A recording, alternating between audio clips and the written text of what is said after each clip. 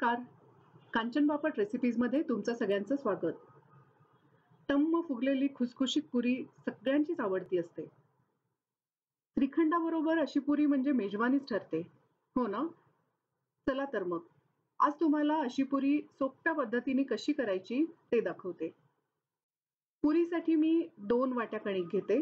यात मीठ, पाऊण टीस्पून साखर, 1 टेबलस्पून बेसन, 2 टेबलस्पून तेल एवढं मिश्रण घालून व्यवस्थित मिक्स करून घेते.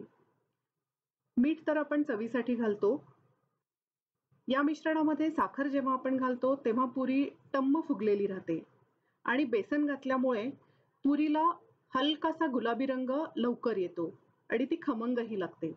आता यामध्ये आपण पाणी घालून घट्ट कणिक भिजवून घेऊया. पुरीसाठी नेहमी कणिक घट्ट असायला हवी. कणिक भिजल्यावर परत थोडंसं तेल लावून आपण ही व्यवस्थित मळून 15 ते 20 मिनिटं झाकून ठेवूया. अशी झाकून ठेवलेली कणिक थोडी तेवून थोडीशी सैल होते. 15 ते 20 मिनिटांनंतर पुरीसाठीच्या आपण लाट्या तयार करून घेऊया. पुरी फार मोठीही नसावी आणि अगदी छोटीही नसावी. आपण साधारण मध्यम आकाराच्या लाट्या तयार करून घेऊया. या लाट्या सगळीकडून एकसारख्या लाटून छान पुरी लाटून घ्यायच्या आणि मग ह्या आपण साजूक तुपामध्ये तळून घेऊया.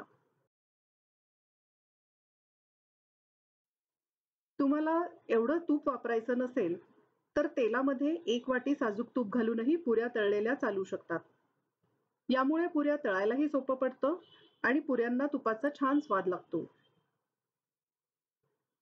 पुऱ्या पॅनमध्ये घातल्यानंतर आधी थोडी दाबून सगळीकडून फुगू द्या. मग उलटवून हलक्या गुलाबी रंगावर तळून घ्या. टम्म फुगलेली गरमागरम पुरी तयार आहे.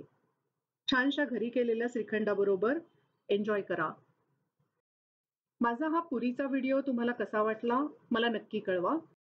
परत भेटूया पुढच्या नवीन व्हिडिओसह. तोपर्यंत कांचन बापट रेसिपीजचे व्हिडिओ पहा, लाईक करा, माझं चॅनल सबस्क्राईब करा आणि लिंकही शेअर करा. धन्यवाद.